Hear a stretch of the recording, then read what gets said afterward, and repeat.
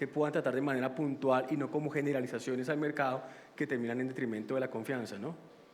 Pues mire, el tema no es fácil, por supuesto, los medios tienen que hacer inversión para tener mejor formación y mejor calidad del periodismo que hacen.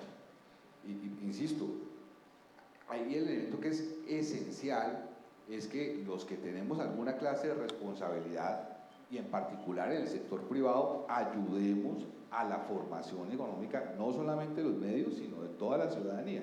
El esfuerzo al final de cuentas es, en su resultado va a ser para todos nosotros. Si nosotros tenemos una sociedad debidamente educada en temas económicos, en temas financieros, vamos a tener un mejor futuro hacia adelante. Perfecto. Hay una preocupación, doctor Rodrigo Galarza, doctor Jaime Humberto, en términos de la hoja de ruta que se debería seguir con el objetivo de atraer más empresas, como hemos venido diciendo, al mercado de valores. Ahora sí entremos, usted decía, ahorita lo miramos más adelante, entremos al tema de la regulación. ¿Qué aspectos señalaría usted que valdría la pena rescatar? ¿Qué aspectos valdría la pena corregir o ajustar con miras a este objetivo? Muy bien. A ver, yo creo que la regulación puede ser mejorada y puede ser mejorada en una forma sustancial. Pero cuando hablamos de regulación, no pensemos en la regulación que nos asiste a nosotros como inversionistas, como intermediarios o como emisores. Hablemos, por ejemplo, las AFPs. La misión del mercado lo tocó, y yo creo que es bien importante que lo haya tocado, y no es tan insignificante el tema de la rentabilidad mínima. Yo creo que el tema de la rentabilidad mínima le ha hecho un daño gigantesco al mercado de capitales. Gigantesco porque tenemos, digamos, una serie de empresas que son fundamentalmente las institucionales, que son los inversionistas grandes, bueno, llámese compañías de seguros, llámese AFPs fundamentalmente, que están absolutamente amarradas para tomar riesgo. Hemos tenido por decreto una aversión al riesgo. Una de las frases que me gusta a mí de la misión del mercado es que todos los riesgos son bienvenidos, no le tengamos miedo al riesgo.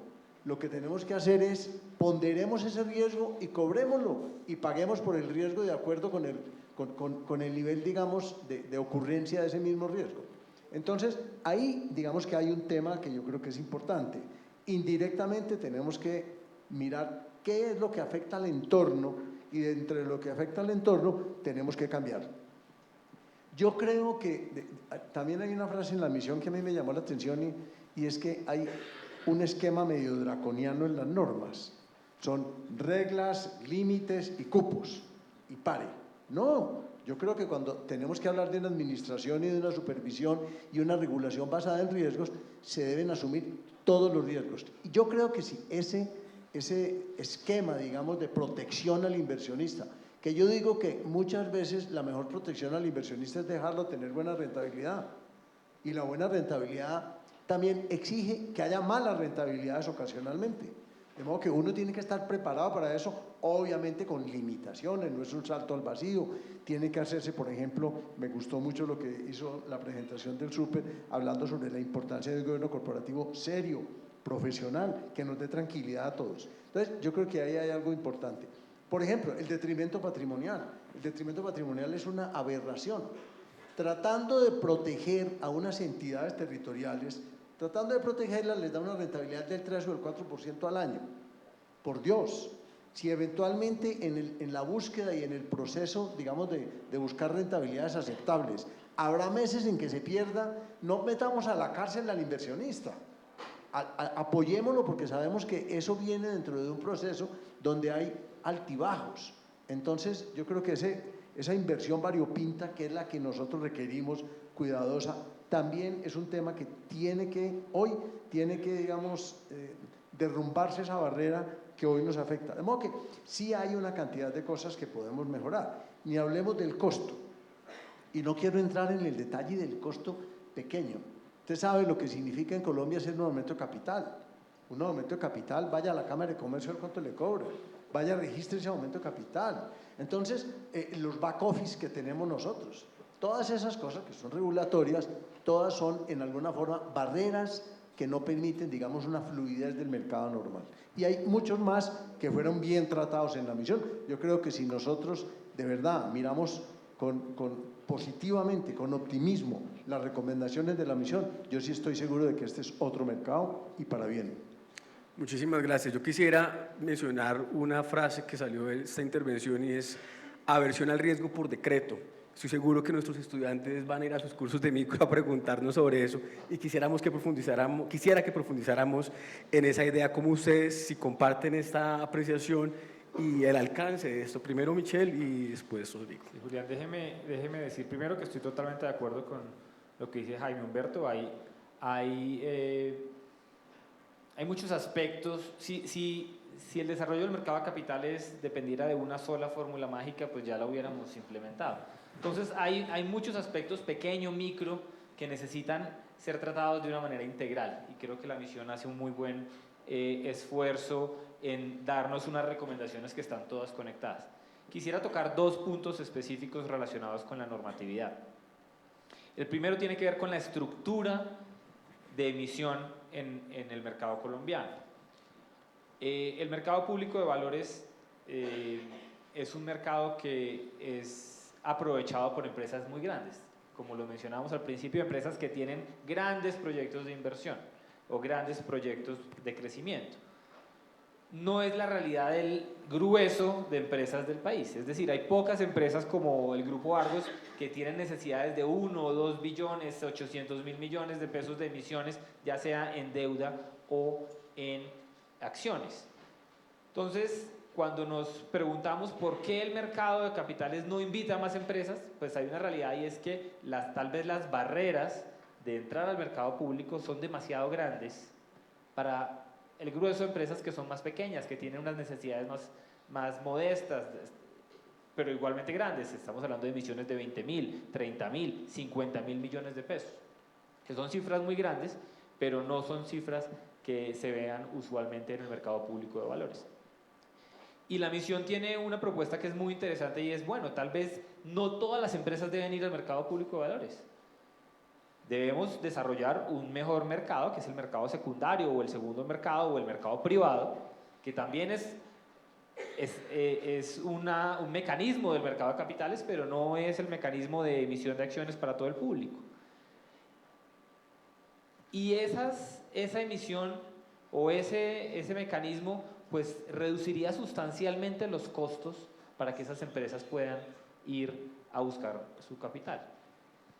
Pero la misión va incluso más allá y dice, bueno, pero para empresas más pequeñas creemos una cosa que hoy en día no existe, que es el mercado balcón, y es una empresa que tiene una necesidad mucho más modesta, que creo que está tasada como alrededor de los 20.000 millones de pesos en la misión, pues puede tener unos mecanismos de acceso al mercado de capitales diferente, con unos requerimientos diferentes, con un tipo de inversionistas diferente, y eso puede ayudar a que lleguen más empresas al mercado. Entonces ese es el primer punto. Yo creo que hay que avanzar. Es un aspecto que a juicio nuestro se puede implementar relativamente fácil, no necesita un cambio de ley, necesitas algo de voluntad política y de hacer algunos ajustes normativos.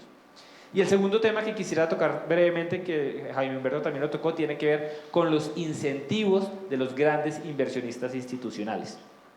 Los inversionistas son estas entidades que compran las emisiones de las empresas, que deciden comprar acciones o comprar bonos de la empresa que está emitiendo este tipo de instrumentos. Y ahí hay aspectos importantísimos. Tenemos un sistema de remuneración y de medición del desempeño de los fondos de pensiones que no es adecuado. Estamos, digamos, en mora de hacer una actualización, de romper con ese mecanismo de rentabilidad mínima que genera unos comportamientos de manada, porque básicamente un fondo de pensiones lo miden dependiendo de cómo se comportan los demás. Entonces todos tratan de replicarse unos a otros, y eso inhibe, digamos, el apetito por ciertos instrumentos, e incluso el efecto final es indeseado, porque termina siendo un comportamiento que va en detrimento del mismo ahorrador, del mismo pensionado, que no logra tener en su portafolio de pensiones un un perfil de riesgo que le permita poderse jubilar con una pensión adecuada. Muchas gracias, doctor Rodrigo. Yo quisiera continuar con la pregunta en términos de la hoja de ruta en materia de regulación que se podría transitar para lograr este objetivo. Bueno, la hoja de ruta tiene tres componentes. La primera de ellas es la voluntad política. Y la voluntad política depende de que pues, el gobierno, los agentes del mercado tengan el interés de en realidad hacer unos cambios que son de gran importancia porque van a transformar el mercado. Y ahí el punto central es que esto requiere de una ley de reforma financiera que cambie el paradigma de regulación del Estado, de las entidades a las actividades. Y eso es una cosa que es compleja, que no debe ser observada, digamos, con toda la seriedad y el juicio del caso, y que va a tomar un tiempo para describir ese proyecto de ley, llevarlo al Congreso y pues allá hacer el debate que corresponde democráticamente para llegar a tener la ley correspondiente. Lo segundo vendrá la regulación. La regulación será el desarrollo de esas facultades, y el desarrollo de esas facultades no puede ser, digamos, esperable que vaya a ser todo en un minuto, que dictada la ley al día siguiente salgan 100 decretos o 200 decretos para que cambie el mercado, sino que tendrá que implementarse con cuidado y dando plazos apropiados para que los agentes y los inversionistas y los emisores se ajusten. Pero el tercer elemento, que yo creo que es el más importante, es que en el diseño que hizo la misión, las reformas están pensadas para que se adelanten conjuntamente. Y voy a darles ejemplos. Nosotros en la misión decimos, debe eliminarse la rentabilidad mínima, debe cambiarse el régimen de inversiones de los fondos de pensiones obligatorios, debe cambiarse el esquema de comisión para remunerar por resultado, debe separarse el seguro previsional de la comisión que se paga a las administradoras. Algunas de esas reformas podrían hacerse por decreto. Por ejemplo, régimen de inversiones. Uno podría decir, a partir de mañana no existen los 200 límites que establece la regulación, sino existen 4, por decir algo. Pero la pregunta es, ¿eso va a tener impacto? La respuesta de la comisión es, no creemos que tenga impacto, pero además no creemos que deba hacerse de esa manera. Debe hacerse de manera completa para que cuando yo libere ese régimen, pues tengan los administradores de esos recursos los incentivos apropiados para buscar invertir esos recursos en otro tipo de riesgo, con otro horizonte y con otro perfilamiento. Y debe hacerse también desde la perspectiva de tener al mismo tiempo un régimen de gobierno corporativo más fortalecido. Entonces, con eso quiero significar que muchas de las reformas que se están planteando por la misión deben adelantarse de manera armónica, concomitante, y unas son consecuencias de otras. No hacerlo de esa forma, a nuestro juicio, o no va a tener impacto, o puede tener un impacto indeseable. Ahora, un tema que yo creo que es fundamental para el entendimiento de todos, y que ya lo trataba tanto Jaime como Michelle, y antes en la intervención que hacía Alejandro. ¿Cuál es el problema que tenemos hoy en realidad con los emisores que no llegan al mercado? Básicamente entendemos que son dos. Uno, el costo del sinceramiento. Valga decir, cuando una empresa se maneja sin exposición pública, y todos lo sabemos, existen problemas de formalidad aún en grandes empresas, donde tienen en sus balances activos que son familiares pero que pagan con rentas de la empresa, donde se tienen manejos contables que no son los deseables, y esa es una parte del problema. El segundo problema es que esas empresas, justamente por la formalidad o con ocasión de ella, solamente tienen acceso al crédito bancario, pero no tienen un canal de transmisión que les permita llegar al mercado de valores. Y lo que se dice en la misión es, hagamos una reformulación de eso, de manera que el mercado de valores se convierta en un canal competitivo frente al sistema bancario. Si uno lo pensara en términos económicos, lo que quiere la misión en sus recomendaciones es que el mercado de valores compita con el canal bancario. Y esa competencia con el canal bancario se va a desarrollar si logramos reestructurar un mercado de valores donde tenga tres segmentos. El mercado de los emisores, digamos, más importantes, que cumplen todos los estándares y que podrían ser emisores internacionales, y algunos de ellos lo son. Dos, un mercado al cual también pueden ir esos emisores importantes que van a mercados internacionales que denominamos mercado privado, donde pueden colocar tanto capital como deuda, y en el caso de deuda está pensado para que sea casi igual que, con las consideraciones obviamente que no son iguales, como ir a pedir un crédito sindicado en el sector bancario. Entonces, hacia adelante lo que debería ocurrir es que si un emisor requiere 100.000, 200.000, 400.000, medio billón de pesos, en lugar de irse a los bancos y pedir un crédito entre 3, 4 bancos, vaya al mercado de valores privado, lo negocie con 2 o 3 inversionistas y pueda colocar esa emisión en el mercado.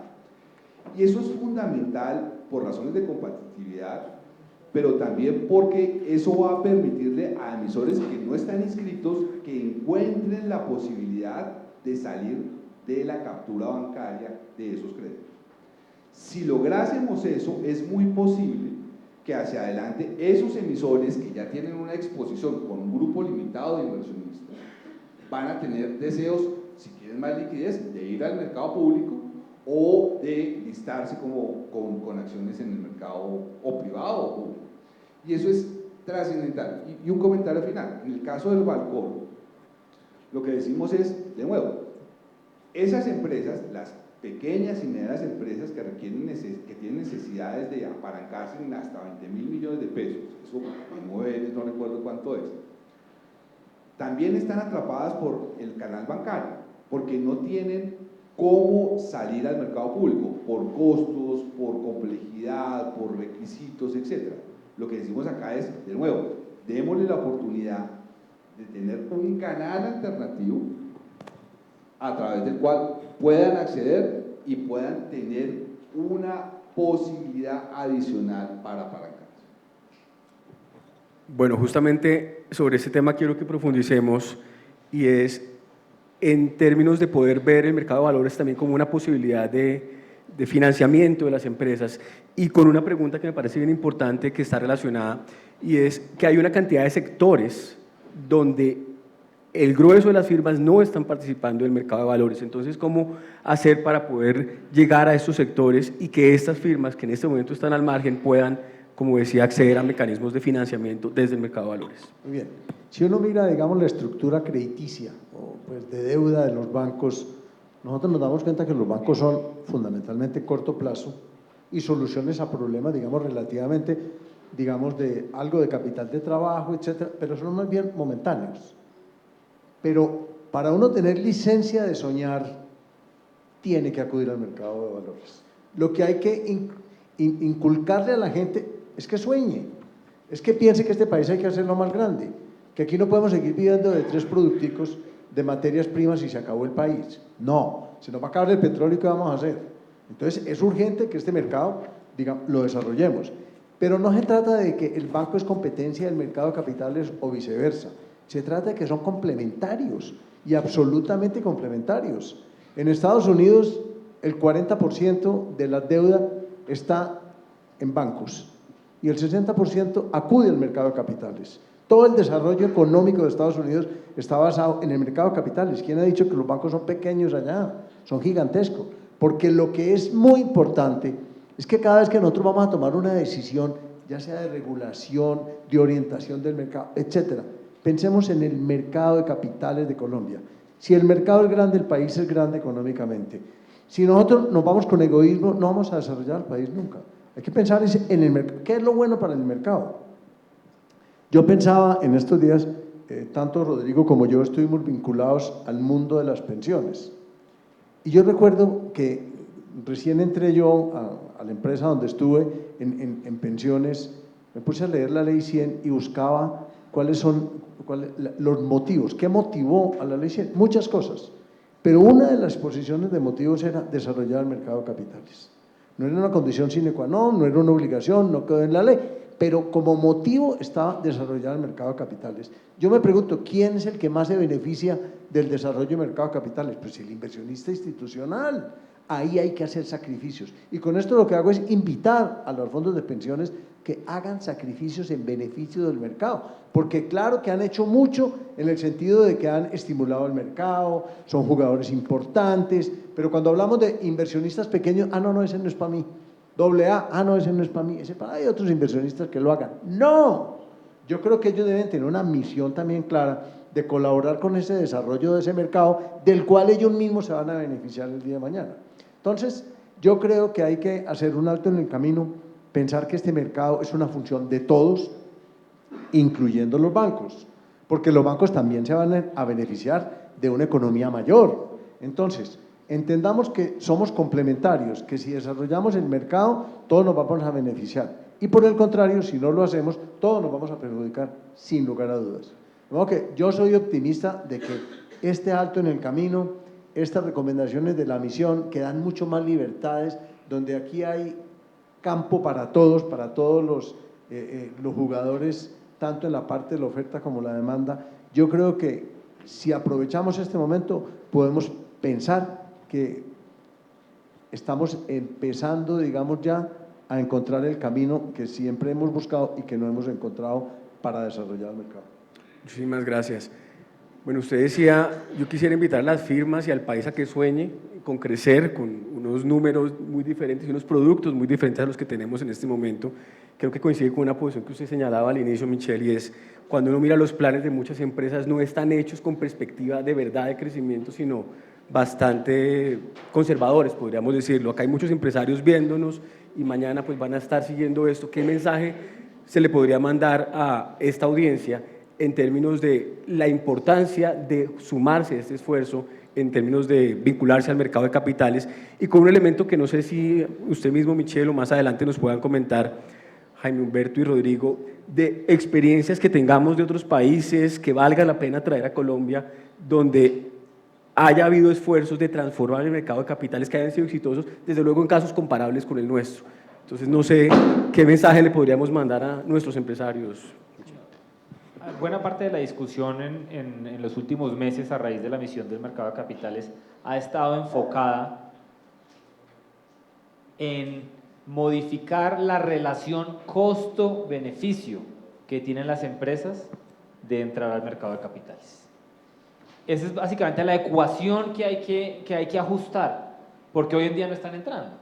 Y no están entrando porque no ven el beneficio lo suficientemente alto como para que pueda absorber los costos. Entonces, en ese sentido, pues,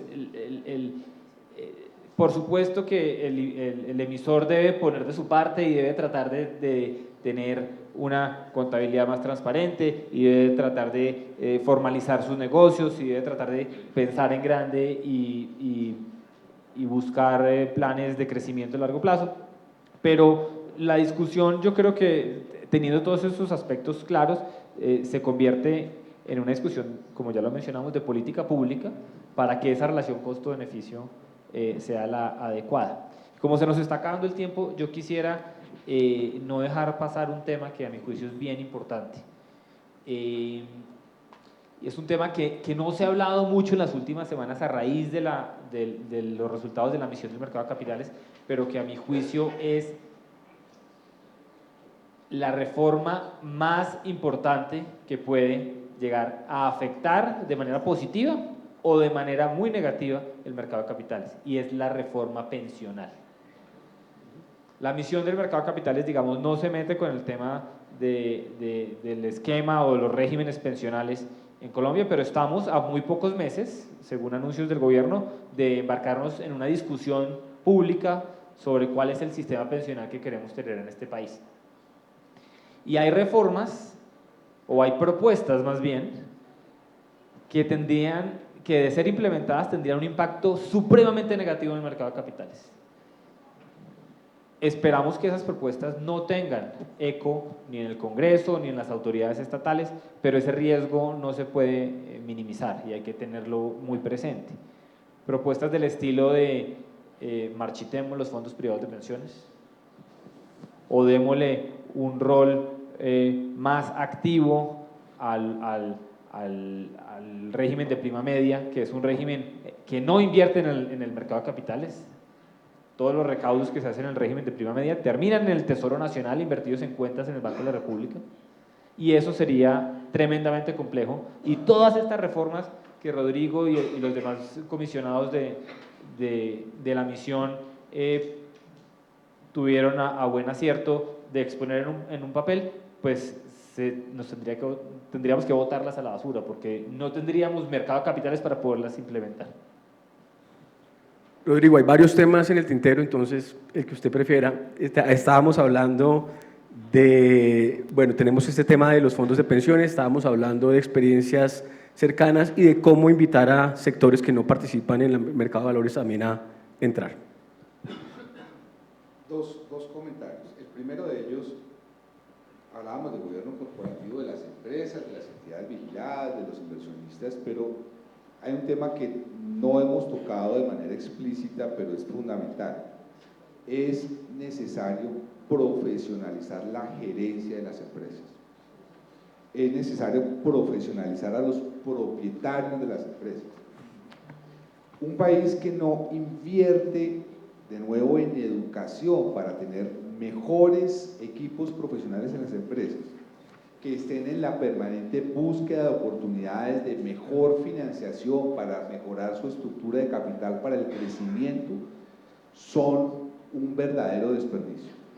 Lo segundo, es fundamental que entendamos que el mercado de capitales, y esto es una paradoja, y lo dijo Roberto Rigobón la semana pasada, y está escrito en el papel, en el prefacio y la presentación de la recomendación.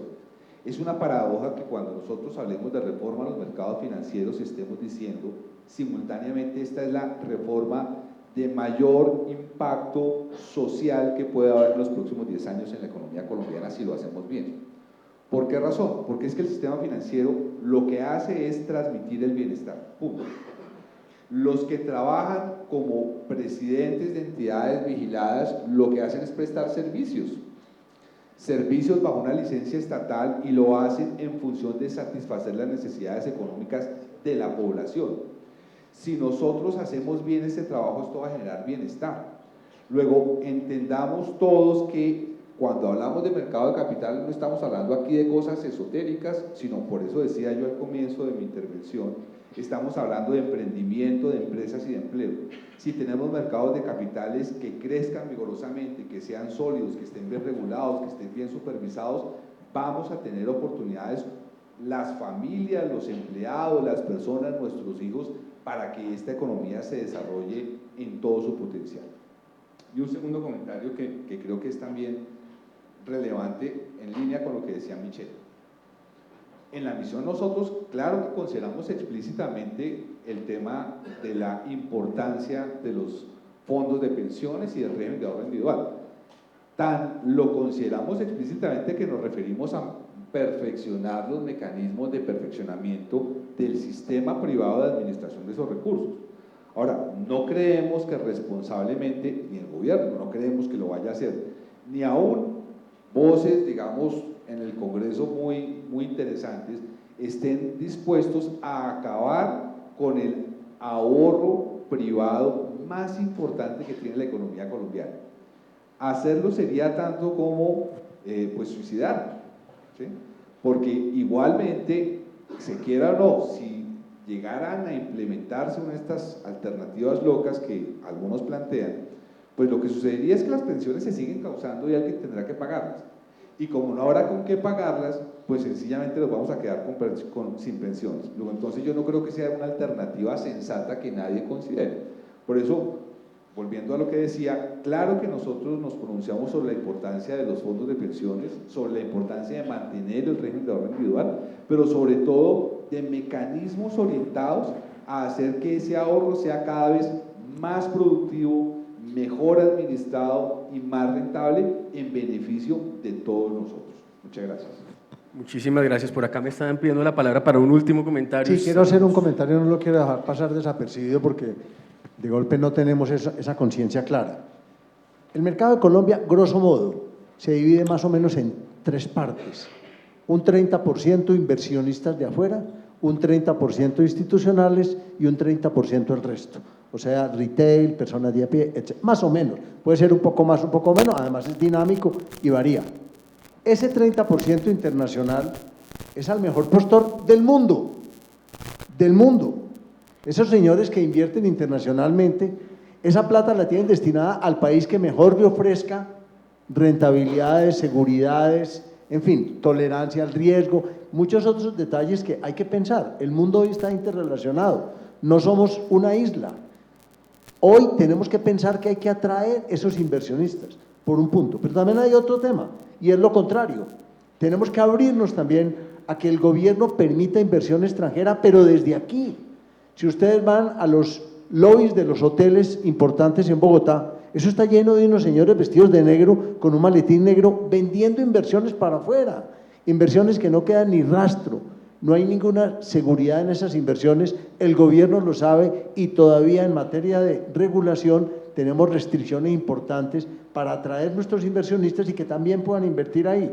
No nos debe dar miedo de que algunos de los capitales de aquí se vayan, pero se vayan en una forma adecuada, en una forma donde haya trazabilidad. Yo creo que eso es bien, bien importante. Eso lo hemos hablado con el gobierno tiene intención, digamos, de acercarse, digamos, a esa solución, pero quería dejar, digamos, ese tema, no nos dé temor. Yo creo que eso es bien importante. Primero, hacer un ambiente propicio para que venga la inversión de afuera y permitirnos a nosotros y a los inversionistas de aquí que puedan invertir afuera tranquilamente. El mundo hoy es uno y yo creo que ese temor lo que hace es volvernos mucho más parroquiales. Yo tengo un ejemplo en eso que es demoledor y con esto termino. Muchos años atrás, en la Liga de Fútbol Española no se permitía ningún jugador extranjero, hasta que un día abrieron la puerta y tienen los mejores del mundo. Estuvieron Ronaldo, está Messi, están todos los mejores jugadores del mundo. Después de que empezaron a entrar los jugadores, convirtieron a los españoles en campeones mundiales. Nunca habían soñado con ser campeones mundiales, porque los países se desarrollan cuando hay competencia interna, cuando hay emulación de cosas interesantes. Entonces, abramos este mercado y yo estoy totalmente seguro que el beneficio es para nosotros. Aquí hay suficiente dinero, hay un ahorro que no es tanto como lo quisiéramos, pero mucha plata se nos está yendo y se nos está yendo en una forma inadecuada. Cautivémonos. Doctor Jaime Humberto, ahí me respondió la pregunta sobre experiencias internacionales que le estaba haciendo hace un rato. A usted, doctor Michel y doctor Rodrigo, muchísimas gracias. Yo creo que quedaron unas lecciones bien interesantes para seguir pensando sobre ellas y pues para ustedes les pido una ronda de aplausos para nuestros panelistas.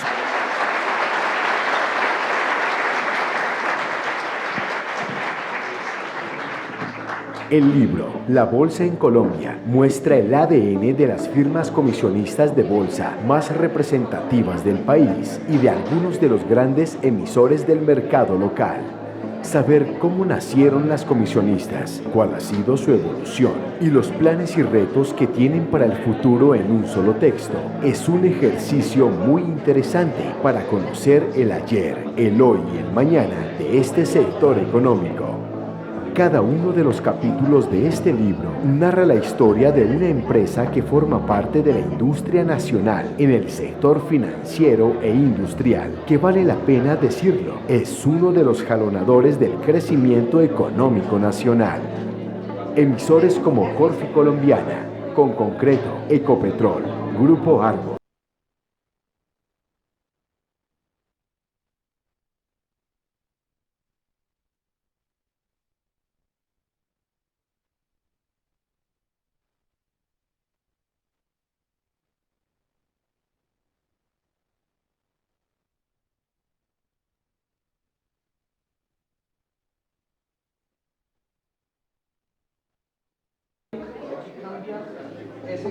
Para nosotros es muy importante conocer su opinión sobre la gestión de este foro. Agronegocios y Asuntos Legales, Publicaciones del diario La República, los invita a diligenciar la encuesta y entregarla al final del evento al personal identificado con el logo del diario La República. En este momento tomaremos un receso para luego continuar con el orden del día.